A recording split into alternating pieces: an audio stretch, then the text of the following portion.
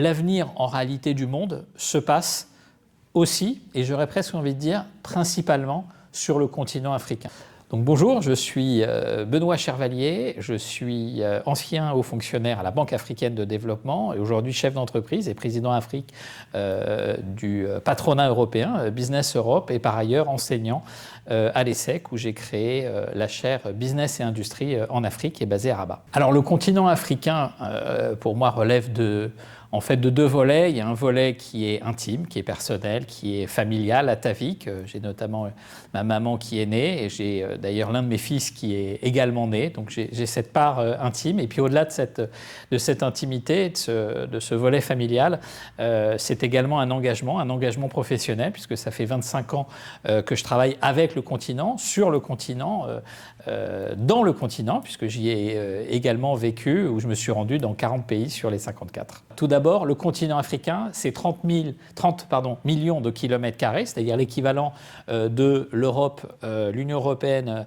la Chine, l'Inde et les États-Unis réunis, donc ce qui veut dire que c'est un immense continent. Deuxième chose, donc ça veut dire que ce sont des systèmes économiques, juridiques, des cultures, des langues différentes, et donc il ne viendrait à l'idée de personne, par exemple quand on parle de l'Asie, de mettre dans le même sac le Japon, la Chine, la Thaïlande, l'Indonésie et l'Inde en même temps, pour dire je vais développer par exemple une stratégie asiatique. Donc il n'y a pas une Afrique, il y a des Afriques. Il n'y a pas non plus une démographie africaine, contrairement à ce que l'on peut croire. Donc l'âge médian africain est de 20 ans. Donc certes, il y a une jeunesse africaine qui se retrouve dans un certain nombre de pays, mais néanmoins, ce n'est pas un ensemble homogène. Je disais 20 ans d'âge médian, c'est 30 ans, voire un peu plus en Tunisie ou au Maroc, 28 ans en Afrique du Sud, c'est moins de 15 ans dans des pays comme le Mali et le Niger. Donc on a déjà une différence de 1 à 2.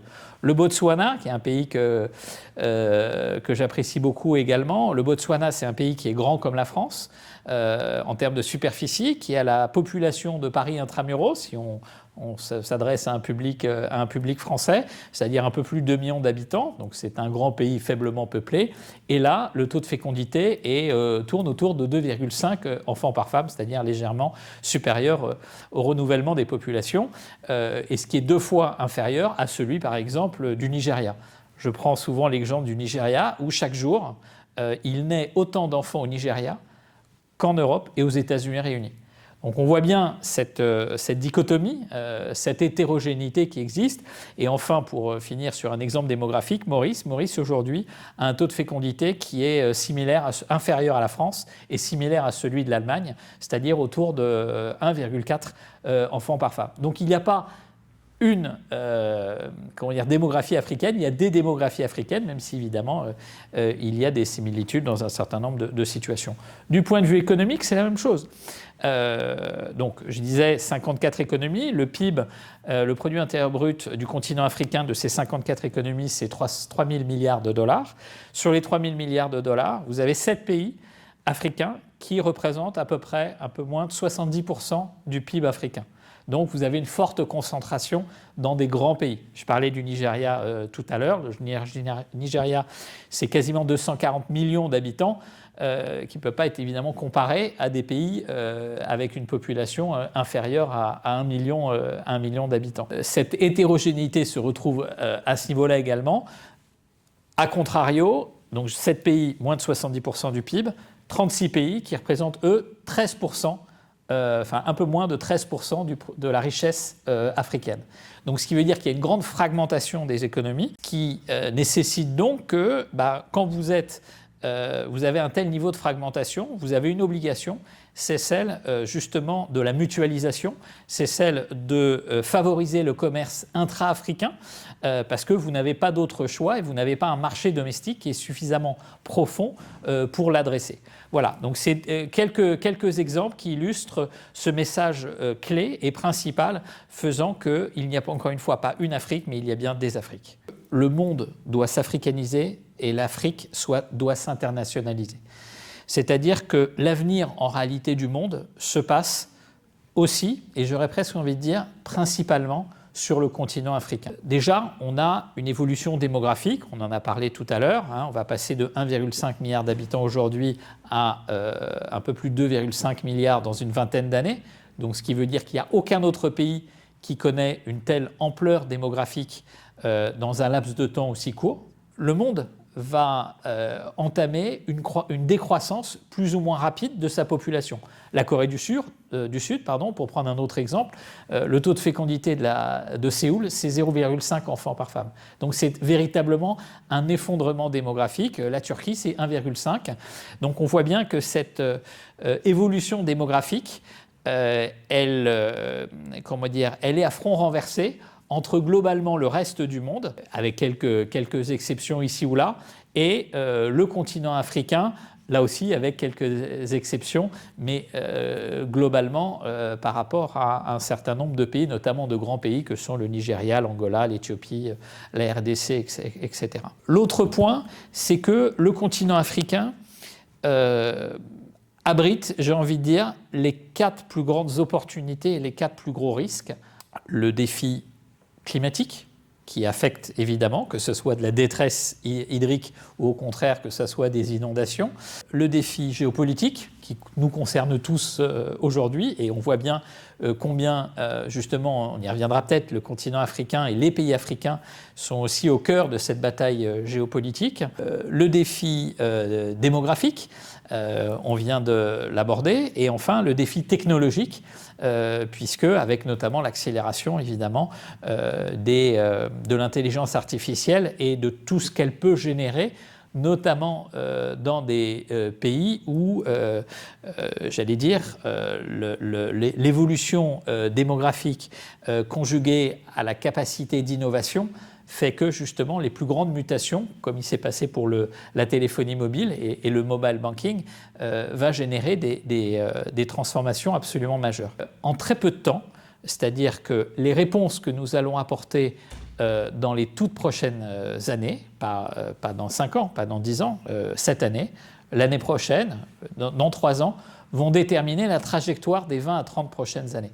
Et donc en ce sens, il me semble absolument fondamental de non seulement regarder, mais prendre en compte justement ces évolutions, ces transformations et ces mutations du continent africain. La question de la relation entre la France et les pays africains, déjà, tout dépend de quel point de vue on se place et de quel champ nous parlons. En effet, la perception et la réalité n'est pas tout à fait la même si on se trouve à Paris, à Johannesburg, à Bamako, à Nairobi, à Abidjan ou au Caire. Très souvent, vu de France, vu de Paris, il y a une forme, alors qui est souvent alimentée d'ailleurs, que ce soit par les réseaux sociaux ou par un certain nombre de médias internationaux, il y a une forme de biais qui consiste à dire que la relation et les relations entre la France et les pays africains, c'est la relation entre la France et les pays d'Afrique subsaharienne francophone. Donc quand on abrite, on dit quelle est la relation Afrique-France, c'est comment. En réalité, la question sous-jacente, c'est la relation France-Afrique subsaharienne francophone. Ce qui est évidemment une erreur, puisque le continent africain, la relation de la France avec le continent africain, c'est bien la relation de la France avec les 54 pays et non pas simplement avec les 14. Alors une fois qu'on a pris cette première précaution, ça nous amène à avoir un champ évidemment beaucoup plus large. Tous les pays, et quand je dis tous les pays, c'est évidemment les pays africains, leur intégralité, les pays européens, dont la France, veulent diversifier leurs partenaires. Et ça marche dans les deux sens. Et pour prendre un exemple, quand on se trouve aujourd'hui au Kenya, quand on se trouve à Nairobi, la France, les entreprises françaises, les partenaires français sont extraordinairement bienvenus. Pourquoi ? Parce qu'ils concourent à cette diversification des partenaires à partir du moment où justement la présence française était plus faible il n'y a encore pas si longtemps que ça. Donc en réalité, la France elle-même s'intègre comme un nouveau partenaire, a le visage, si je puis dire, d'un nouveau partenaire. De l'autre côté, quand on prend d'autres pays européens, je pense à la République tchèque, je pense à la Pologne, pour ne citer que, mais d'autres encore, eux-mêmes, ils sont certes européens, mais ce sont des nouveaux partenaires par rapport à des pays, que ce soit en Afrique francophone ou anglophone, qui étaient quasiment absents jusqu'à présent. Donc cette diversité, cette diversification des partenaires, en réalité, il ne faut pas croire ou penser qu'elle n'est que dans un seul sens ou qu'elle ne concerne qu'une seule catégorie de pays. Et donc ça nous renvoie à la question de la souveraineté. La manière dont je définis la souveraineté, c'est certainement pas l'autarcie. La souveraineté, selon moi, elle répond à 3 critères. Il y a la souveraineté absolue, et la souveraineté absolue, c'est ce que l'on ne veut partager avec personne, parce qu'on considère que ce sont tout simplement des intérêts vitaux. Vous avez la souveraineté que j'appellerais stratégique, qui, elle, est de déterminer ce que vous allez partager, mais avec un tout petit nombre de pays qui sont vos partenaires stratégiques. Et donc, on va avoir un partenariat stratégique comme il en existe. Et ça, je crois que c'est l'avenir, tant du point de vue de quelques pays africains que du point de vue de quelques pays européens. Donc là aussi, ce n'est pas nécessairement un ensemble par rapport à un autre, mais c'est aussi un groupe de pays. Et enfin, il y a la souveraineté libre, c'est-à-dire ce que l'on va partager avec beaucoup de pays, parce que ça ne revêt pas un caractère stratégique majeur. Et donc, à partir du moment où on approche on adopte plutôt cette démarche en 3 temps, ce qu'on ne partage pas, ce qu'on partage avec très peu et ce qu'on partage avec beaucoup, ça permet d'établir en réalité et de structurer les partenariats d'aujourd'hui et de demain. Et je crois profondément que c'est dans ce sens-là que les relations, à la fois entre la France et les pays africains, et les pays européens et les pays africains, doivent se déterminer. Je crois à la mutualisation. Je crois, comme je le disais tout à l'heure, à des partenariats renforcés aussi entre pays africains, puisqu'il peut y avoir des accords, des intérêts, voire divergents, entre pays africains également. Donc non, je ne crois pas à l'unification, en revanche, et encore moins à l'homogénéisation. Je crois en revanche à la mutualisation. C'est le cas, par exemple, lorsque l'on peut évoquer la question de l'intelligence artificielle. L'intelligence artificielle, il est absurde de vouloir le faire tout seul. Et d'ailleurs, il n'y a quasiment aucun pays qui peut se permettre de le faire tout seul. Donc c'est bien la mutualisation dans le cadre de la chaîne de valeur entre les talents, les ressources naturelles, les minerais, les terres rares, qui permet de construire une solution ensemble. Donc je crois beaucoup plus à ce type d'approche-là. Après, il y a des initiatives, je pense notamment à la ZLCAF, qui est la zone de libre-échange panafricaine, permettant justement de renforcer le commerce intra-africain pour traiter cette question de la fragmentation des économies qu'on évoquait tout à l'heure, comme il y avait beaucoup de petites et de très petites économies.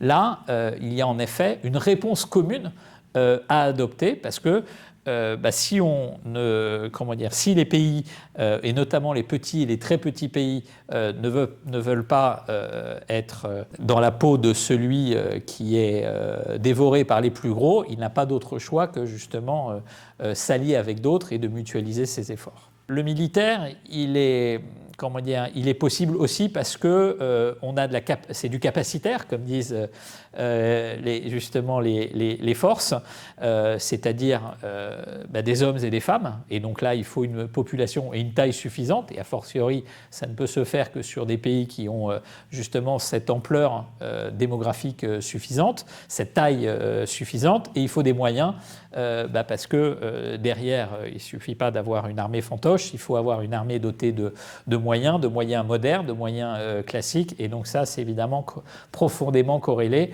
à la richesse d'un pays et sa capacité à générer du PIB. Donc ça rentre dans ce qu'on pourrait qualifier du hard power.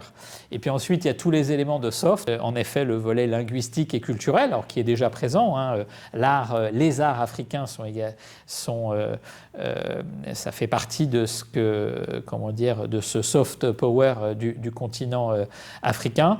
Et donc là, c'est derrière la force qu'un pays peut avoir, c'est sa capacité finalement d'entraînement inspirationnel, comme Nelson Mandela avait pu le faire et l'être il y a une trentaine d'années. À l'heure d'aujourd'hui, je dirais qu'il n'y a pas aucun pays réellement qui dispose de tous ces attributs, mais la situation évolue extraordinairement rapidement Et plusieurs d'entre eux, alors on va plutôt les retrouver parmi les plus grandes économies, que ce soit l'Égypte, que ce soit l'Égypte par exemple, en 2028, selon le FMI, va devenir la première économie africaine du continent. Vous avez un pays comme l'Afrique du Sud qui, depuis un certain nombre d'années, souffre économiquement, politiquement, mais qui a clairement les ressorts aussi, je l'explique dans mon ouvrage, pour revenir, si je puis dire, dans le devant de la scène. Un pays comme le Nigeria, je le disais, c'est dans une 15 à 20 ans, c'est le troisième pays le plus peuplé au monde, devant les États-Unis. Donc les pays qui seront ou seraient en mesure de rassembler un certain nombre de ces caractéristiques, clairement, se retrouvent parmi les 3-4 plus grandes économies du continent, à la fois économiquement et démographiquement. Parmi les enseignements, les 3 principaux enseignements que j'ai tirés, c'est la résilience, c'est le fait de ne pas reculer face à l'échec ou à l'adversité. Évidemment, quand vous avez moins, vous êtes plus prompte à faire face et à être doté de cette résilience, même si le terme est un peu galvaudé aujourd'hui. Le deuxième volet, c'est innover, parce que, alors là, ça renvoie au leapfrog qu'on a évoqué, c'est-à-dire quand on n'a pas quelque chose, l'électricité où l'accès à l'électricité à domicile n'existait pas, donc on a utilisé la téléphonie mobile pour payer, pour acquitter ses factures et à, in fine, créer des nouveaux champs qui n'existaient pas et même que d'ailleurs que les économies matures n'avaient pas. Et donc l'innovation, et je pense qui caractérise les sociétés du continent à tous égards. Et puis le troisième volet, c'est celui d'avoir envie. Je dis avoir faim dans mon livre, parce que si on n'a pas faim, in fine, c'est les autres qui vous mangent. Donc voilà, si j'ai un seul... donc ces 3 messages, c'est cela, donc résilience, c'est innovation et c'est envie, et donc ça se caractérise par oser.